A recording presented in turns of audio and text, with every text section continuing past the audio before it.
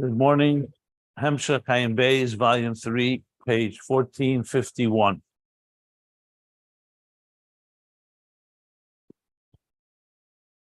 So let's go over this a bit slower, more specific. I want to begin with a short introduction that will help, I believe, understand the whole context here. So we've been learning quite a while now. I'm going back at least to page 1408, probably even earlier. Yeah, even earlier. On page 1404, he made it clear when he asked the question, what is higher, neshamas or Torah? So he says, the shnei emes, neshamas shes beis madregas. There's the neshama as it comes into the body, and then Torah is higher than the neshama. As the neshama, as it's rooted, sheirish shemoked ha-neshama. I'm really reading from the top of page 1404. It's worthwhile looking there and just refreshing our memories.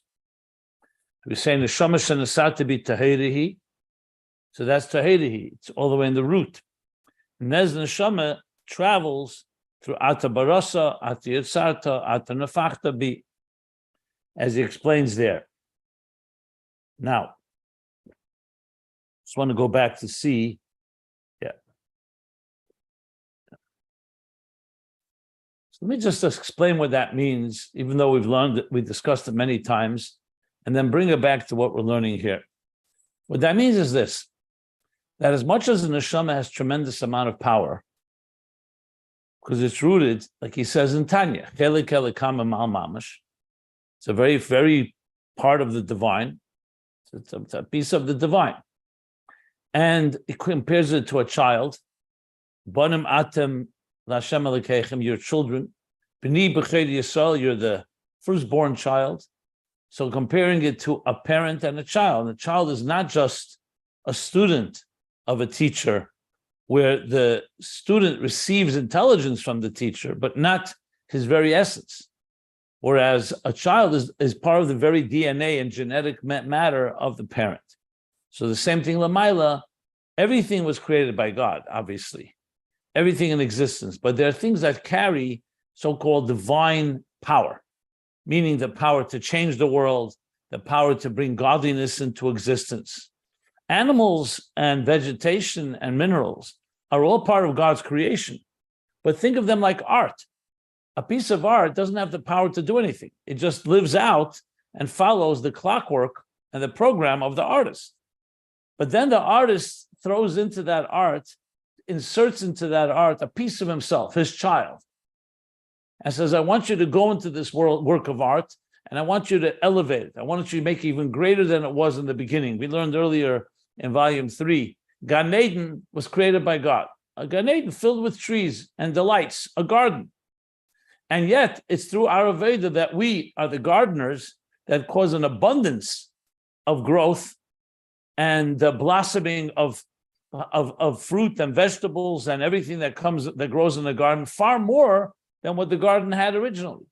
Same thing with existence. God created a perfect world, beautiful world. We're not talking now about the sin and transgression. We'll get to that in a minute. The neshama is an agent of God's in the sense that it has a godly power with a free will to come into this world and make it even more beautiful than it was, and that's what means bringing Mashiach. That's essentially the purpose of making a dira b'tachtenim. Only a neshama can do that. No other entity in existence can do that. Not the most beautiful creatures, not the celestial bodies, not the angels, not all the souls on all the higher levels. It's the soul that comes down into our body. But together with that comes the paradox. Because it's coming into tachtenim, that soul will be concealed. Yes, you could be taught the entire Torah in your mother's womb, but then upon birth, we forget it. And as I always say, we don't need many reminders of that. Every day, it's a struggle. As much as the soul is a piece of godliness, look how big the struggle is. Because the temptations are great. God made it difficult. There's a hell of a hester, there's the tzimtzum, there's all the tzimtzumim. Then there's the Yetzer Hara, the Nefesh Habamis, and the body and the animal soul. And then there are all the nisyanis and all the temptations of this world that only become more difficult and more difficult as we progress. So, but that comes with a double-edged sword, so to speak, two sides of the coin. On one hand, that allows us the ability with free will to achieve something that all the higher worlds cannot achieve, as he explains in chapter 36 in Tanya, very fundamental chapter about this topic. On the other hand, it also leaves the potential to fail and to fall. That's the whole power of it, because it can go in both directions. And this is exclusively in the domain of neshamas. So neshama is rooted and has all the resources from the highest levels. And we learned the highest levels. Helama atzmi, shmaya atzmi, and the language I just brought from Tanya. But the neshama doesn't remain there. The neshama is coming down into this world and is going to engage in this world. It's going to be mislabish in a guf, like we learned. Not just passes through. It manifests inside the body. It engages with the body. It becomes one with the body. And it's subject to the body's distractions. The neshama can be engolus inside the body, as we see. So therefore, the neshama needs strengths and powers to release and unleash its talent. And I will give an example. A child is born with a prodigy. Think of a child prodigy, born with tremendous musical talent. But it can be locked inside and no one may even know that it exists. So now you need somebody who appreciates it, gives the child opportunity, maybe trains the child, educates the child, inspires and motivates them, and encourages them to actualize their great potential. This essentially is what education is about. This is what inspiration is about. This is what essentially this would be called the oir, the giluyim that help this child, when we're talking about this neshama, to actualize and access and actualize its tremendous powers. So this is what you're dealing with. So therefore, when you talk about etzem neshama, it has unbelievable, more than anything, nothing has the power of a soul. At the same time, it needs to be brought into actualization. You can't just say, since my soul has its highest powers, I don't have to learn Torah, because it's already embedded in my DNA. I don't have to do mitzvahs. I don't have to be kind. That obviously is ludicrous, because the point is, shouldn't remain there. That's not the point. God created a soul with such power. The whole point is to actualize it. Because if you don't actualize it, you're not fulfilling the purpose of why neshama came to this world. And neshama will say, I did nothing in this world, but I have the potential. It doesn't work that way. So therefore, there's where you need what we've been learning literally from page 1350. The interface through Torah, in contrast to Tefillah, which comes generated from below. Torah is Torah Eir, like we learned. Neir Hashem Nishmas Adam, the neshama has Neir. Neir Mitzvah V'Torah, as we learned all this back in page 1350, which was really the springboard for everything we're learning now, which is the Eir that Torah provides. Why do you need a Torah? The neshama has everything it needs, because it's living in a dark world. It's like saying, I have a car, I'm driving on a road. What do I need lights for? The car can drive, but without the light, you can't see where to go. Without the blueprint of Torah, without the roadmap, maybe more fitting than this more apt for this example, without the roadmap, you won't know what are you supposed to do? You wake up in the morning. What is the neshama supposed to do to live up to God's plan? And the same thing with how you eat a piece of food. How do you do work? Everything that Torah guides us, Torah Melashon Hera, it's a guidebook. It's a life's operator's manual that has revealed in there that God revealed what he wants us to do. So yes, the ship itself is the neshama, but who's telling the ship how to travel and what to do and what not to do? That's the 248 positive mitzvahs, 365 negative mitzvahs, and the Torah, which educates us and illuminates, Torah Eir. It illuminates the path for us in a dark world. But in addition to Torah, we also have teachers. We have Einei Ha'eda, the leaders of a generation. They're called Einayim, their eyes. They guide us. And then we have the Malachim, which are also Einayim, as we learned. Each one has their particular role to play. In the Malachim itself, we've also learned the difference between there's Matat, and then there's the Srafim and the Chayis, the Finite HaKodesh, the Yecheskel, the prophets that we spoke about, the Avovis, the Shvatim. All these are resources given to us to help us fulfill our mission. Each one has their role to play, and we actually went through many of them. Moshe, Yeshua, I mentioned Yecheskel, etc. So that is essentially a summation of what we've been learning. But I want to bring it back to where we are now. So as I mentioned a number of times, that all this is based generally on the Maimar Yeseva Venhu of the Alter Rebbe from Tavkuf Samach Zayin, 1806. And there he talks about the difference between angels, the malachim, and the neshamas, what each one contributes. We also learned that the malachim support are the cosmic support system and the digestive system and all the other aspects that the malachim do, including taming and helping prime the animal soul. That's why we say Yetzer, Brichas Yetzer before Shema. But then comes the primary avodah of the neshama to conquer and to transform the animal soul. So that's the Maimar, the general thrust of the Maimar Yeseva Venu. But the final piece, which we're learning now, is he brings the pasuk, as I said, from Shir Hashirim, where Shir Hashirim is written as a metaphor between the relationship between God and the people. Talk about interface. Shir Hashirim is essentially a love story, a romantic story between God and the neshamas, and their connection, and how they love each other. And all love in this world between male and female, husband and wife, is an example for the love between Kudsha Bricha and Knesset Yisrael. So he brings there the verse in chapter 5, right at the beginning of chapter 5 in Shir Hashirim, Song of Songs, and he says, Achalti yari im divshi. I've eaten yari, honeycomb with the honey, or sugar cane with the cane with the sugar cane. Basically, yari referring to, like the pasuk says, yaris hadvosh. Sometimes yar is the word for forest. You could say the forests of honey, but it really means the honeycombs of honey, the places where they grow. So these are the branches or the bushes or the honeycombs, or if it's a sugar cane, both interpretations are valid. So you're talking about the keli, so to speak, that's eaten together with the sugar itself or with the honey itself. What is that refers to? So the honey refers to Shema, Krishma. Why? Because honey is sweet, and then Krishma is about loving God, which itself is already a sweet thing, love, but not just love, but a love that comes from a contemplation that really makes the love very sustainable and internal and integrated. And not just his bonanus, but like we're learning, his bonanus that comes with tam v'tainug, with pleasure. So it's not just a dry, abstract idea, but one that doesn't just stimulate the mind, but also stimulates the heart to actually feel a passion, to feel drawn and longing for, in this case, godliness. And that's ultimately what divshi means, my honey, the honey, as we're going to learn. But that's essentially what he's explaining here. Now, the context of this is obviously Yari, as we'll learn in a few pages from here, is Birchis Yetzer, which refers more to what we talk about, the Hizbadnus, about the Malachim. We'll get to that they too are eaten together with the sweetness of the honey. And we'll learn the connection between the two. But right now, we're focusing on the neshamas themselves.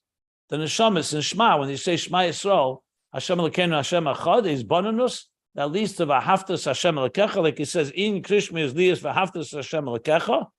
And that's where it's bonanus, but has bonanus that makes it really a true love.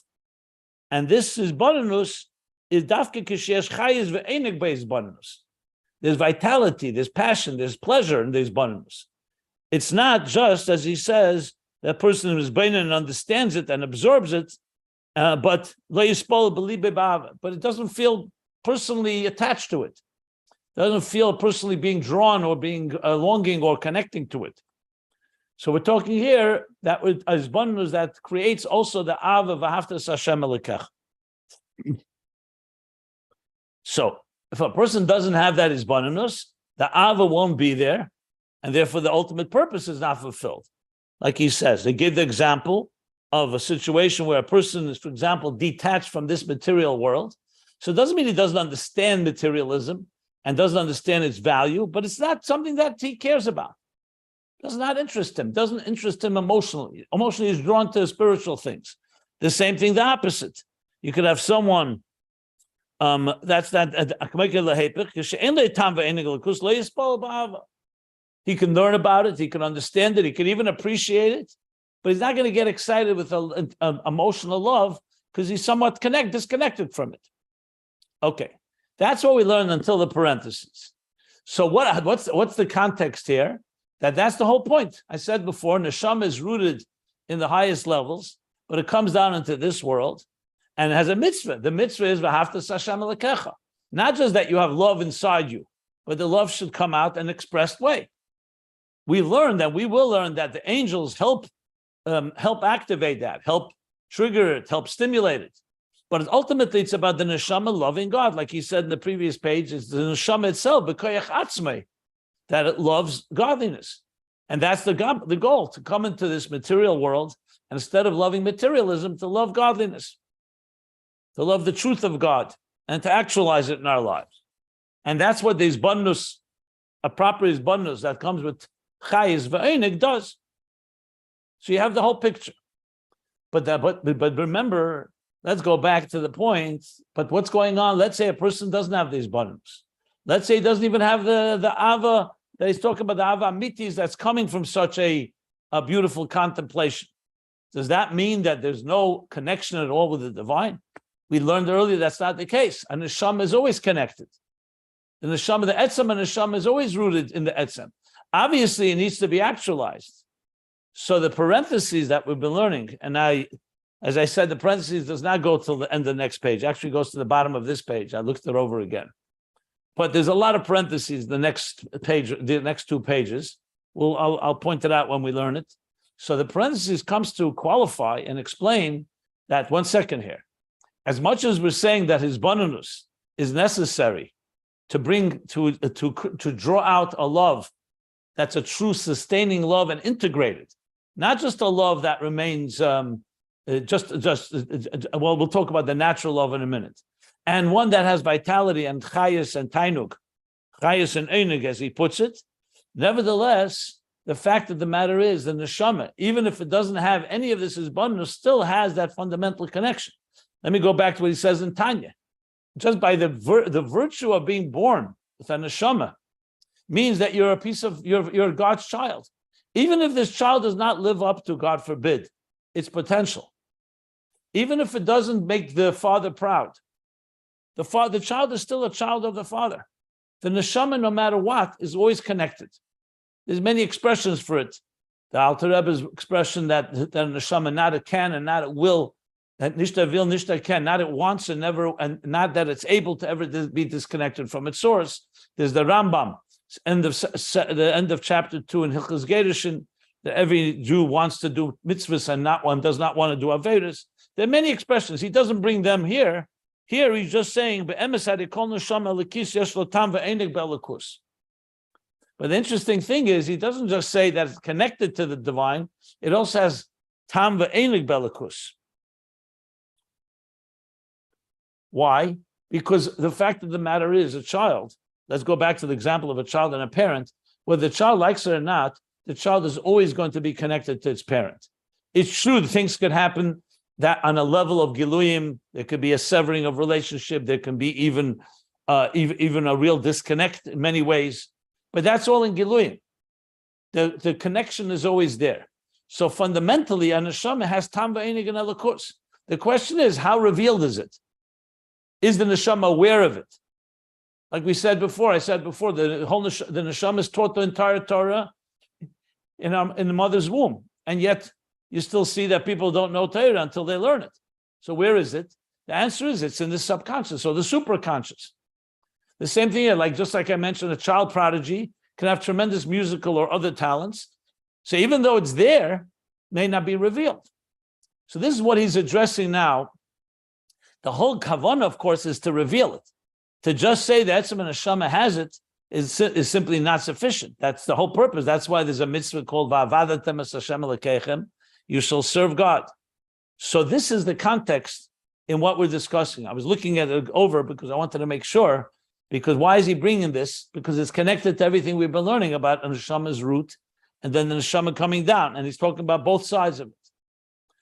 So yesterday we did it quickly. I'm going to go over a little slower now to understand exactly what he's saying.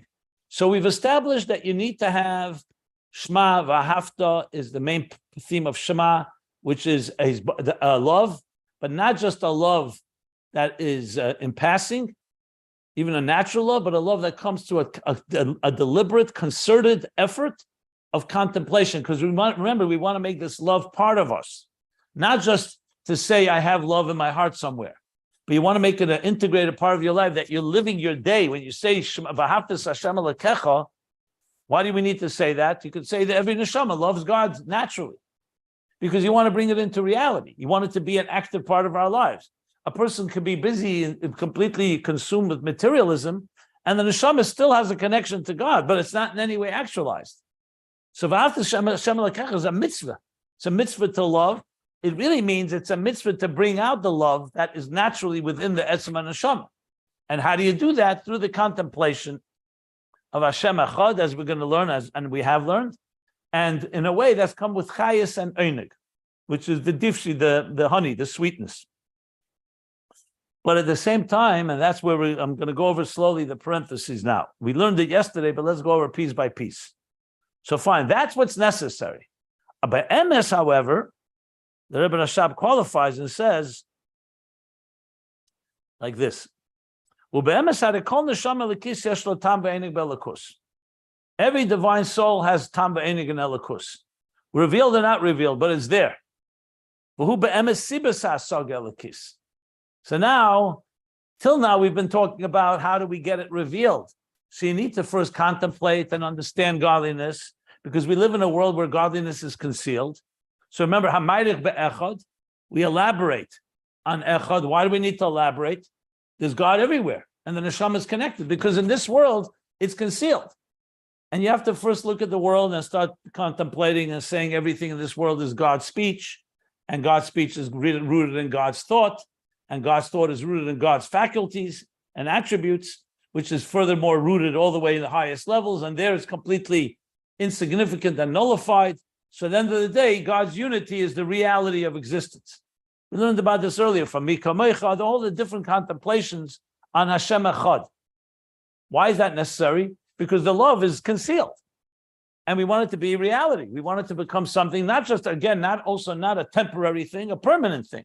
So that's why you need the Ma'arich Be'echad, the Echad. What does the Echad do? It contemplates. Now that our mind is there, the mind in turn will stimulate and awaken and give birth to the emotions, that there's actual emotion that you're passionately drawn to the godliness that permeates and is the true reality of existence. So it's not just an abstract idea. But that doesn't mean that Neshama Lekid doesn't have Tam Ba'anik B'Elakus. It has it. And he goes even further. So the Hasaga we learned about before is the process of actualizing it. So you need Hasaga, you need contemplation and understanding of godliness in order to draw out the core love that's in there. But the truth is, it really works the other way around. A neshama, before it even contemplates, already is connected, but it's connected on a core level. So, for example, let's talk about a child and a parent. Let's say a child has wandered away from its parents, God forbid. But then the child one day is inspired and begins to think about how much my parents love me. What was going on the day before? The child wasn't thinking about it. So therefore, he was living his life somewhat disconnected. Now he's thinking about it, and what happens? Nothing new is created. The love that he always had for his parents is suddenly going to surface. But how did it surface? Something stimulated it. Something reminded him. You can love someone very deeply, but you can be distracted. It can remain concealed. Like you say, Ani Yeshena v'li bi'er. It's actually the next verse in Shir HaShirim there. I'm asleep, but my heart is awake. So a person could be asleep, and then something triggers. And what do you trigger? You're not creating a new love. You're creating the love that was always there from child to parent, is now been stimulated, has been aroused. So now you start acting on it, and literally visits his parents or her parents, and reconnects in a revealed way. So the same idea. So what really is the driving force? Is it the contemplation, or is it the core love? So if you talk about in the fundamental level, of course, it's the core love. That's where it all begins. The contemplation, however, brings it to the surface. So when we talked before the parentheses, he wasn't talking about the core love. He was just talking the process. How do you get that core love activated? And for that, you need a contemplation. That's why we say Shema. Why do we have to say Shema if every neshama is connected to God? Because you need to be Shema Yisrael. Listen, O Israel. Hashem Elokeinu, Hashem Echad. You have to listen. You have to contemplate. You have to think about it. Once you think about it, then it awakens the natural v'ahavta that's there. But now it's coming out in a revealed fashion.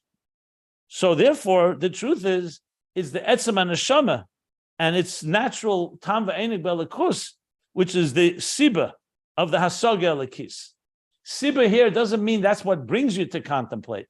It means that's why ultimately the contemplation works, because you have that core love that's there. So it's the siba for the hasaga elikis. The tam v'enig, the tam b'chochma be'emes inyan echad.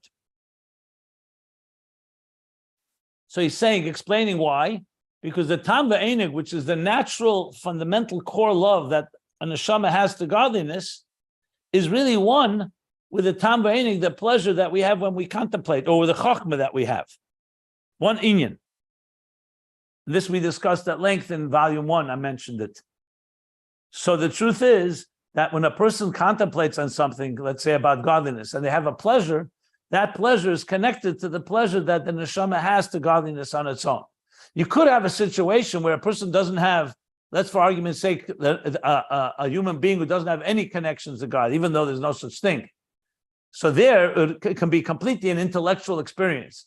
But being that the neshama does have a connection, so he's saying the connection that it has, which is a fundamental love, doesn't mean it's contemplated. The child has a connection to their parent, even if they don't contemplate on it, even if they don't understand it.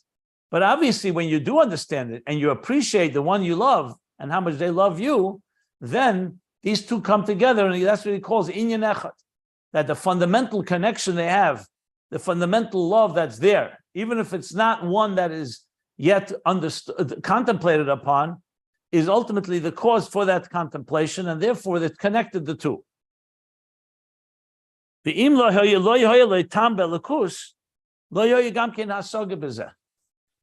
this neshama had no taste in this altogether, there wouldn't be any comprehension in it properly. Let's just use an example. Imagine you go to another planet where they don't have any pleasure in drinking a cold drink of water on a hot day. There's no such pleasure. So you could explain it from today till tomorrow, philosophically, if they're not wired that way, if that entity, that creature does not need water, that pleasure that we have is not going to make any difference. So basically what he's saying here is that if there was no tamen elikus, if the neshama did not have any connection to godliness, the contemplation alone would not be sufficient. That's what he's adding. So it's not just that the neshama is fundamentally connected, it's also that connection is what gives us something in common. Now that there's a fundamental connection, and that connection may be concealed, so you need the hasaga to reveal it. That's what he's saying here. It's okay. And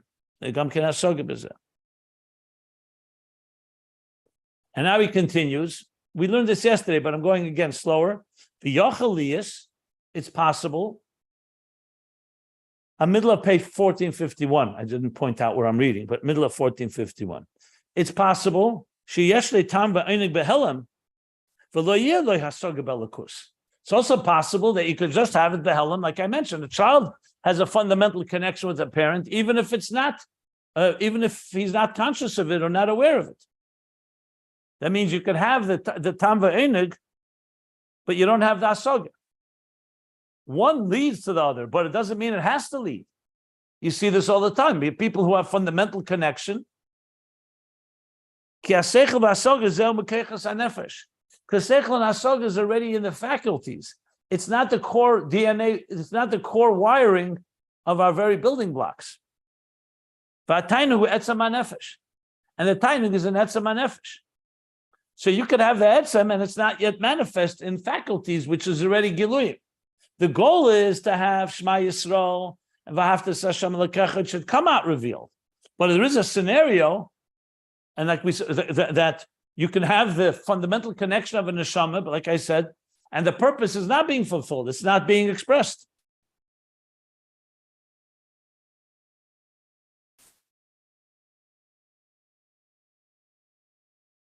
Yeah.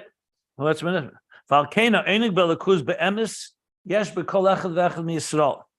And that's why this pleasure and godliness, every Jew has a taste in it. This doesn't mean that we activate it. Doesn't mean that we actualize it. But we have a taste. It means you have a taste in godliness. And you see this. You see this in times. Well, he's going to speak here. You see it in the opposite. But you can see it when if I can speak from my own work. When you explain ideas in Chassidus or ideas about God, even to someone who was never exposed to it, and you explain it properly, you see they begin to smile. Something resonates. What's resonating? It's like hearing a song. I didn't hear the song before. You're not giving them anything new because they're fundamentally, and the neshama has an inclination there. And it may be expressed in other ways. What you're doing is bringing it to light. You bring it to the surface. If the person did not have a connection, if a person, like I said before, does not have any pleasure in drinking a cup of water, does not have any pleasure in hearing a song, you could sing from today till tomorrow. It's not going to make the person feel stimulated. But because there's already a connection, but the connection is concealed, that's why the hasaga will. That's why it will. The person will relate to it.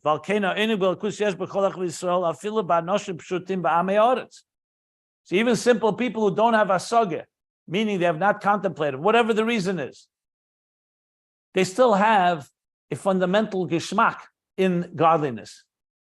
And where do you see it? V'nikar, sometimes you don't see it in their being drawn to godliness, you see it in the opposite.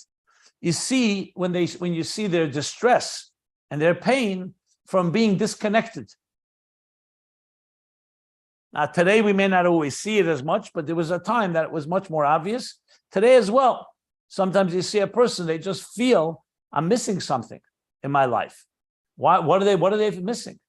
They're missing because there's a connection that they feel there's something not there.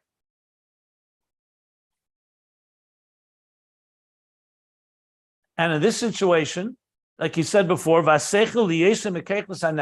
said a few lines back, seichel, being from the faculties, could be is not active right now. So the fundamental connection is there. It's not just but the seichel could be that it's not revealed. That's why we need Shema and V'ahavta.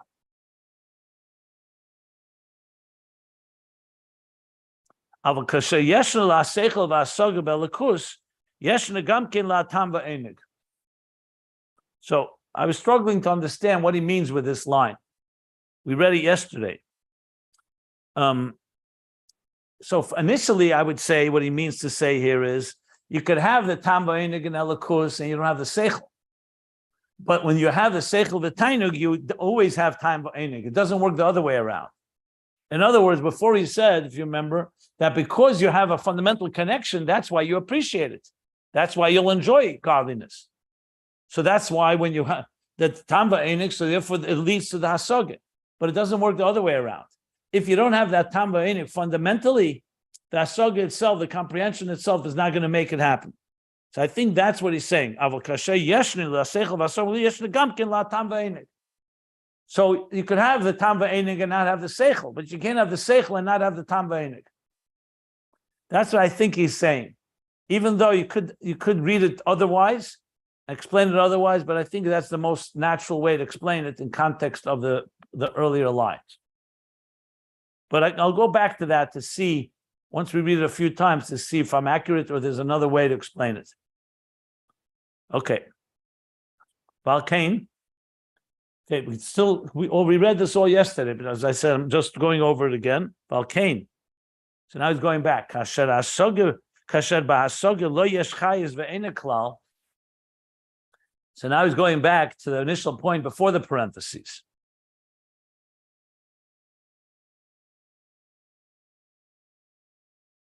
That when the hasaga does not have vitality and einig at all, that's proof that the hasaga is not a true one. That means that he does not understand the idea well. Let's explain what this means. Because earlier he said you could understand something very well and absorb it, but it's an intellectual excitement. It's a cognitive, it's an abstract experience. It's not emotional. Now he's saying more than that. He says, if the hasaga does not have chayes v'einik, it means that the hasaga is also not a real hasaga. This is the addition of the parentheses. Because before the parentheses, you could say the pshat was that it's the contemplation that's done with pleasure and with passion and with chayes and vitality. That's what awakens an emotional reaction, an emotional being drawn to it. But now we're saying deeper than that the etzem and neshama always has tam v'enig and elikus. It's just not revealed. So what the hasaga is doing is triggering that and getting that to go. So that's what he's saying here. And that's why you really appreciate the idea and contemplate on it and enjoy it. So now he's saying the other way around. If the hasaga indeed does not have vitality, it means that you're not really understanding the idea well, because you're not connecting to the thing which is the godliness within it, which is very much a part of who you are.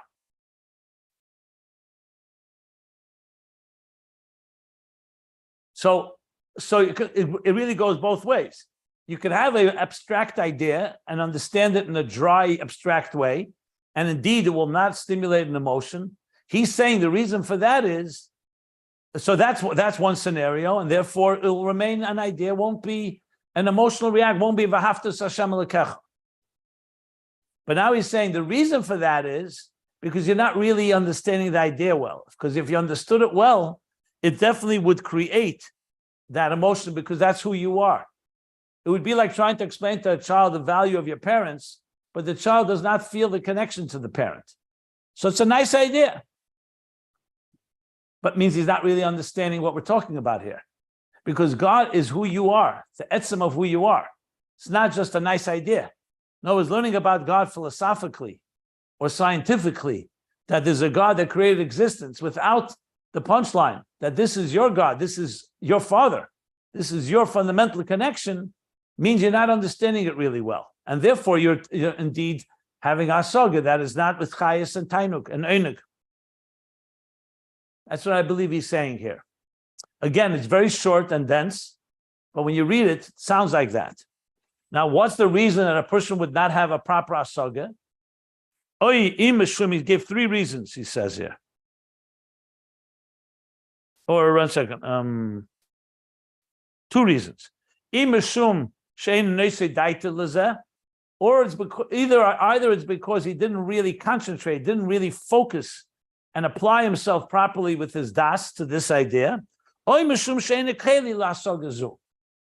because not because he's not even a keli. The first reason is he just didn't focus properly. The second, he's not a keli for this hasaga. So therefore, he's understanding it in a very more aloof, abstract way. And this would be the reasons that therefore, that's why it's without a chayes and einik. So that's how I understand so far what we're doing. Here's where we stopped yesterday. But I'm going to continue, but just being that this is a little more complicated than we initially saw, I just wanted to go over it in detail. If anybody wants to ask any question, please do so. I still think we need to read further to really get the whole picture. It's not finished yet, but I tried to clarify many of the points so far that we've learned. So I hope it was helpful. It's still not clear that he said before that you can be the hasaga is behelem and still you have the oineg. This is contradicting to the thing that he said later. I don't see a contradiction. I said a child always has a tam and oineg in their parent. They just not be conscious of it. That's what it means. It means that there's a fundamental connection, even if you're not conscious. Tam v'oineg does not necessarily mean begilui. He doesn't say bizgalus. He just says there's a tam v'oineg. That's all. That means it has a tam in it. It's like someone has a taste in music. Even if they're not hearing the music, even if they're not feeling it, but they're born with that taste in music. Then when you play the music, it stimulates that which is there already. That's what he's saying. So what he said later, that if you don't have hasaga, you don't have tam v'oineg, is not a contradiction to that? Because here you have hasaga, but you don't feel it? One second. What I just said is like by Noshim Pshutim and Amaratz. They have the etzem, but they don't have it in Seichel and Keiches. Okay? Then he's saying the following. Then he says, when you have the Seichel, you'll also have the Tam V'Einig. If a person is contemplating on it and it's dry, it's not with Tam V'Chayis V'Einig, right? That means that he's not really appreciating, he's not really understanding it, because he's not understanding the true meaning of the godliness, which is who you are. It's not just an abstract idea. That's what he's saying. Why is there a contradiction? In other words, a person can philosophically understand God and not feel anything emotional. It's not my thing. It's like the story with who is it? One of the Chassidim. He explained, what das is. That das means a person really concentrates. Like the person's reading a letter. The olden days, not everybody could read. So a letter came that someone's father, God forbid, passed away. So he's reading him the letter. And as he's reading, the child who hears that his father passed away faints. The guy that's reading the letter continues reading. So they say, 1 second, he's reading the letter and he knows about the news before the other one. The answer is not negated to him. That's the story. So he's reading an idea. The person passed away. Fine. It's a sad event, but it's not him. It's not his. The son, even though he can't read, but as soon as he hears it's his father. So he faints. So you could understand things, and it's not negated to me. There's a certain kaltkeit, certain distance, a certain it's a lepogavale noga expression. Doesn't affect me. So that's asaga that says is not asaga amitis. Means you're not understanding the idea well, because if you would, there would be tam v'einig in it, and here it's not. You're just doing it like an intellectual exercise, an abstract philosophical concept. That's what he's saying here.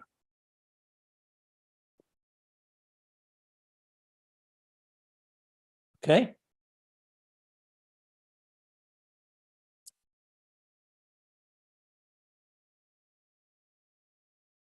So in other words, you can have etzem without giluyim, like anoshim pshutim. They just have the etzem, a connection, but it's not revealed. You can have giluyim without etzem. That's a philosopher. He understands it. I'm not a triangle, as Bertrand Russell said. I teach mathematics. I'm not a triangle. I teach ethics, but I'm not an ethical person. The Rambam says, who's a chacham? One who behaves like a chacham, not just someone who's smart in his mind, not just book smart. Practical. It comes into his reality, his life. He lives like a chacham. He lives like a godly person. And then you could have both. So you could have the etzem without the gili. You could have the gili without the etzem. And then you have the etzem and the gili, which is asaga mitis. That's what Shema is meant to do. To bring out the etzem and neshama that comes out in a revealed way, in a permanent way, lasting, pnimiusdik, not makif, and not katnus, not in an immature way, but a developed way. Okay? Yeah. So anoshim pshutim probably it is negea. Maybe that's feeling it as soge, but it is negea. That's why he's having the tam v'einig. Tam v'einig does not mean begili. It means the person is wired to enjoy this. A neshama, by definition, is connected to God, whether you know it or not. When we say, so that's it. That's all that matters. If you want to know where you see it, so he says you see it in the hepech, when you see their distress from being distant. In Tanya, he says, even kal shebekalim, put him in a situation of mesidus nefesh, you suddenly see it as well. But it could be for years, it remains concealed. You just have to get into your head. Tam v'einig does not mean revealed. It just means you're wired that way. The person has it fundamental, and the neshama is connected to godliness. When you say, nishta vil, nishta ken zayin ob gerisim felakus, you see a lot of people in the neshamas that are not connected to God. So how can you make such a statement? The answer is because fundamentally it's there. It's just not revealed. And you can see people who completely are doing everything opposite of God. So how do you reconcile the two?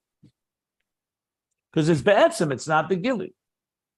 I would say a little more like the Baal Shem and Anoshim Pshutim. They didn't have the tam v'einig that very big Talmidei Chachamim, but they had the inner. You keep Tam v'Einig does not have to do with Talmid Chacham. Tam v'Einig means a person who's wired to enjoy the pleasure of water. He's wired to enjoy music. We're going in circles here. I say one thing and you keep going. That Tam v'Einig you feel is a gilui. It's not a gilui. It could be concealed. It's not a gilui. That's what he's saying here. Or let's put it this way: it doesn't have to be a gilui. It can remain in an etzem without a gilui. That's why he brings the example of the tsar merichuk. Why does he have to bring an example from the distress of the opposite, of being distant? Because you don't see it in a revealed way. You only see it sometimes when the distance. Okay.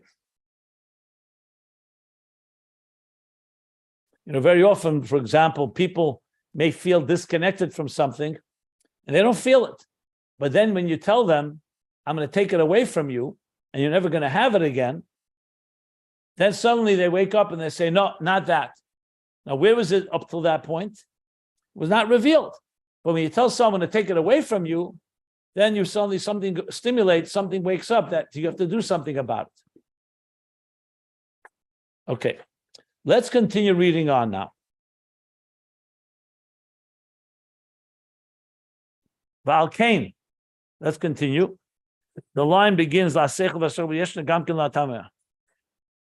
no, I'm sorry. The line begins,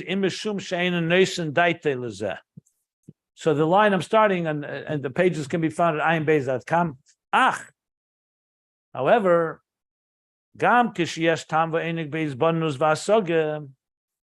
so now we've established that it's possible a person should have a philosophical, abstract idea, but there's no chayes v'tam, chayes v'enig, tam v'enig. Now he's saying that even when a person has tam v'enig in his bananus, v'asaga, in the contemplation and the understand and the comprehension, this too has many levels, not just one level. In the pleasure, so to speak, in the enjoyment, in the, if you want, the passion, the emotions connected to, there's also a number of levels.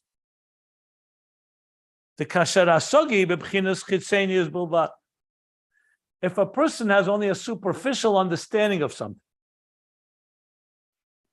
oz achayis va'enig bezeh hu ma'at mazoyer, then the vitality and the pleasure will be on a diminished level, will be in a minimal level. The word mazoyer means from the word zoyer, small and minimal. Even when he understands the idea, but since it's superficial, chitzenius, more on a surface level, so therefore, there's a scenario we said before, there's no tam v'enig altogether. You said before. Yeah.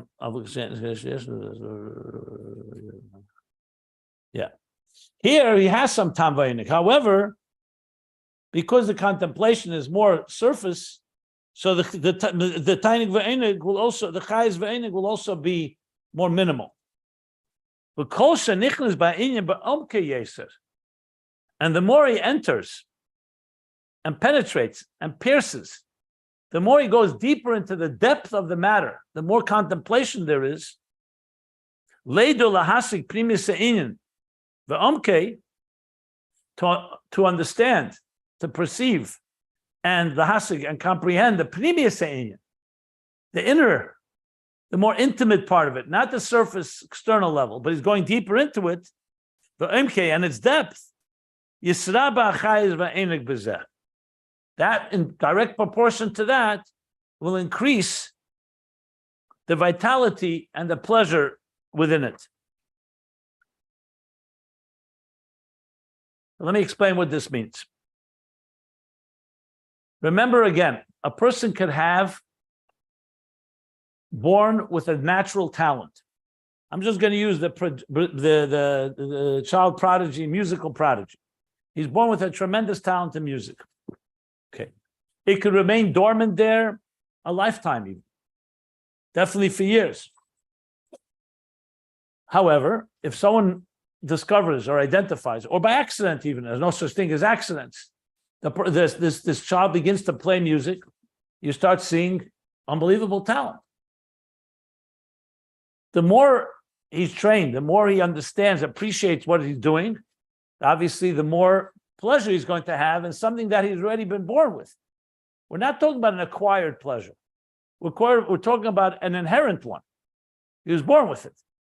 But it could also be that he invests in it somewhat superficially, surface level. He learns about it, he appreciates it.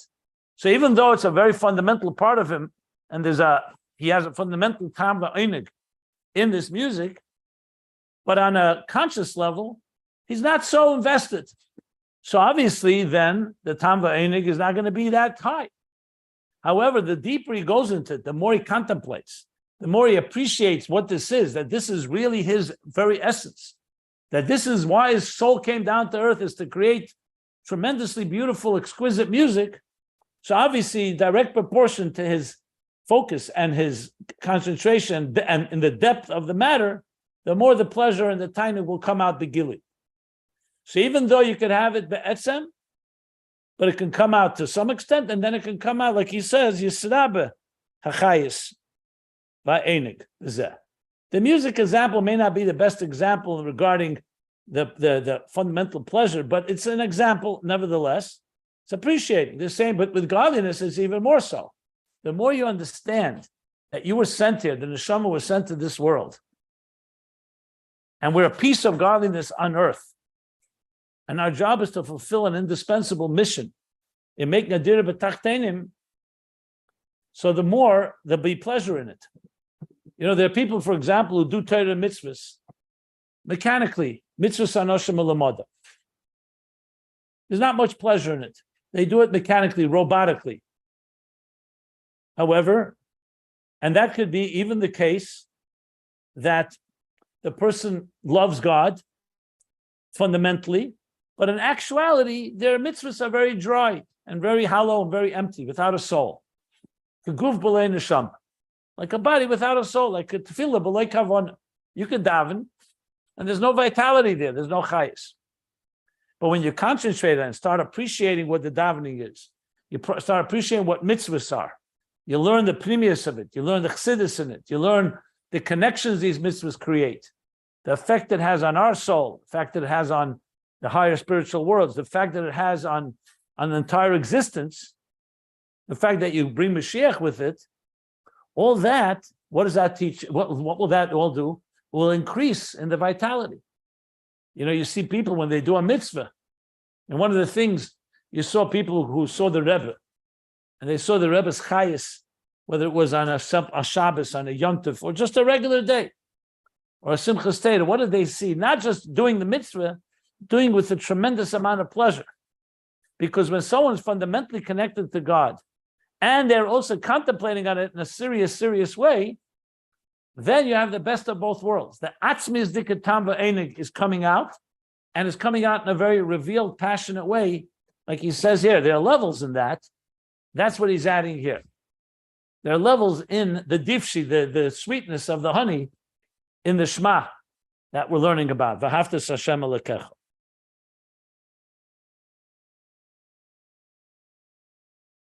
And now he explains. I think I'm going to go till. Let's see here. 1 second. The parentheses ends, I believe, the last line of this page. So let me just go on a little more here. So he says like this now. Ki ikar ha'eneg hu b'pnimius binah dafka. Okay, before I continue, let me just say this. This parentheses that we're learning is the Rebbe Rashab, classic Rebbe Rashab, where he's writing commentary on the Maimer of Yosef Avenu about Yari in Divshi. But he's writing in a very dense way. You see how many ideas are literally flowing from one to the next. So there's a lot going on here, more than meets the eye even. Because you see, he brought so far Chochmah, now he's going to Bina. So he says now, Ki ikra einegu pnimius Bina dafka. Primary einig is when you have pnimius Bina. Because Chochmah itself, even though there's a pleasure when an idea, a flash of an idea enters in your consciousness, there's always an element of pleasure. You know, you get an idea. But true pleasure, that's really, you could say, what's the word I want to say? Consumes us is when you fully understand the idea, not just as a concept, not just as a kernel of a spark, but it's fully developed. And dafke pnimius bina. When you really say, now you really come, when it really starts resonating after a long contemplation, he says, that's what he's saying here. That's why you need the emek. What he's saying, lahasik beprimius inyan. That's primius bina in the language of Kabbalah Chassidus. Also, it connects to the midas. Not midas. We're talking about bina now. Well, bina connects to the midas. My mother. He's not speaking about midas. He's speaking now in the contemplation is a real contemplation with that it will bring to the ava. But now he's speaking about the contemplation is filled with the chayes v'einig. V'zeu inyan is galus atik shebebina. This is the idea where we say that atik, which is einig, is revealed in bina. Even though we say sometimes pnimius abba, pnimius atik, there's also a connection, but revealed pleasure is primarily bina. That's why Chachma is connected more to Einig and Bina Simcha, because Simcha is like an Einig that extends and completely consumes us, not just a kernel of pleasure. Okay.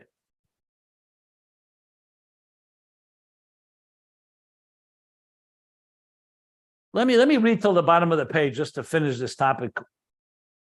Another parenthesis, Ubchinas Pnimius Bina. And this level of inner bina, when you really understand something, appreciate it, you're really understanding it well. Yeah, that's asaga, that we're not just understanding the philosophy of it. We're not just understanding the science of it. We're understanding the etzem inyan eliki, the very core divine aspect of this dimension. That's not in the garments of comprehension alone. Levusha asog is already when you explain something, and what dominates is the seichel of it. Here he's talking about an understanding that you're appreciating. It's like an expert, a master, who doesn't just appreciate the idea, but he appreciates its very core. What is the core of the idea? So there's an idea, you can explain an idea. You have people who, for example, have to explain physics. They explain the idea well. But there are those that are masters, when you hear them speak about it, you feel like they know it well. They know it intimately well. More than just a levusha asaga.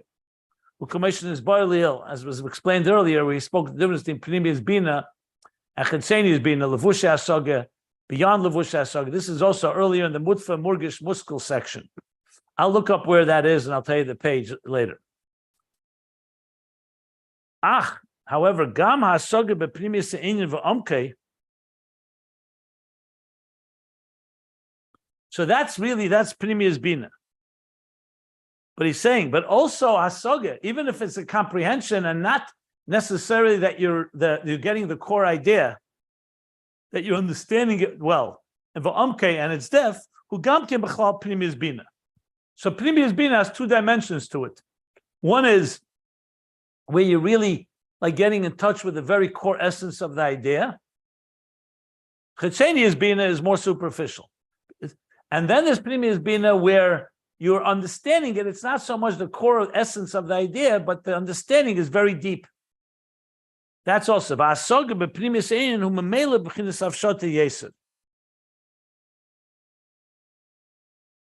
And the comprehension in the pnimius of the inyan, not the chitzenius, the inner dimension, is b'meila in a more abstract way.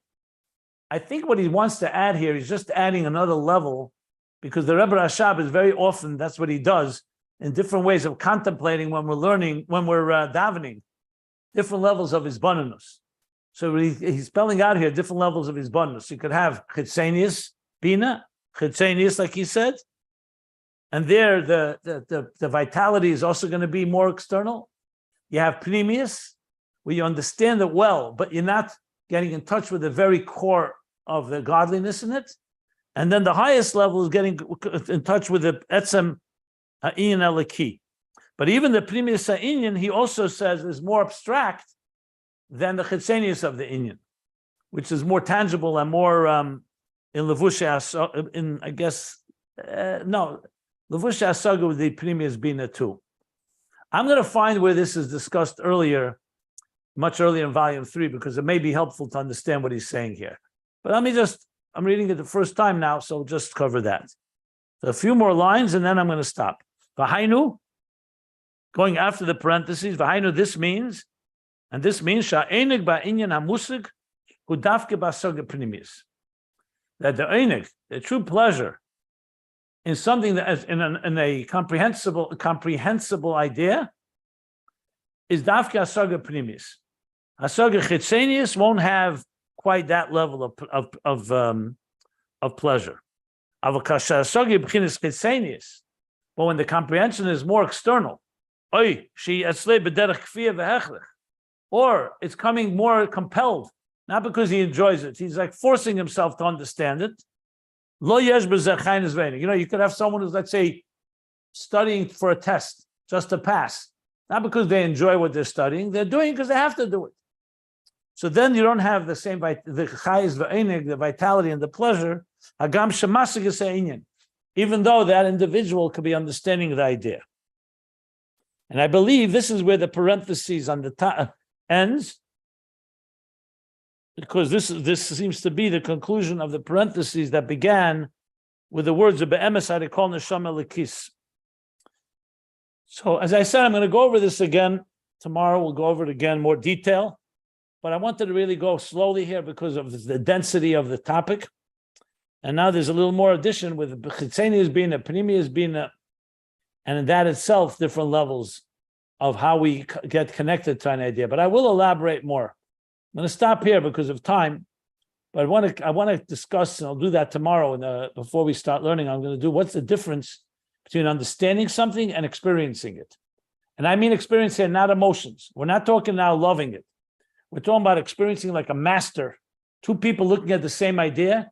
One person understands it well, the other one has become one with it, so to speak. Where he says here, etzamin laki, which is more than just understanding it. It's actually you become bond with the very concept where a certain resonance that takes place. And also we have to understand the difference. The chachma, bina, das, because these words are sometimes interchangeable when we talk about different levels of understanding. But we'll get to that. I understand that we need to discuss it, just pointing it out. But I'll stop here if anybody wants to ask anything. So I'm stopping here. Last line on the page, 1451. Yeah.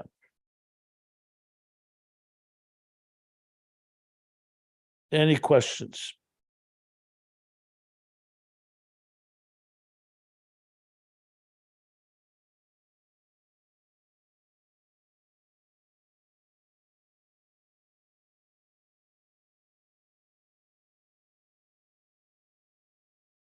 Okay. So we'll stop here. Last line on page 1451. Can I make an announcement or record about the CM committee meeting tomorrow? Yeah. As people maybe saw in the WhatsApp group, so the winning date and time for the first meeting of the CM committee is tomorrow, Wednesday, July 19th at 5 p.m. Eastern time. And everyone's invited to join Rabbi Jacobson in this Zoom meeting using the same Zoom login as for the Ayin Beis class, the same link that you use to come learn the class. So please join tomorrow, 5 p.m. Eastern time, and we'll discuss details, start planning the CM for this learning of the Hemshech. Thank you all. Thanks, Rabbi Yitzchak. Wow, very exciting. Looking forward. Okay, good. I already got an email from one or two people, one person for sure, with a bunch of suggestions. So we'll share that tomorrow as well. Yeah.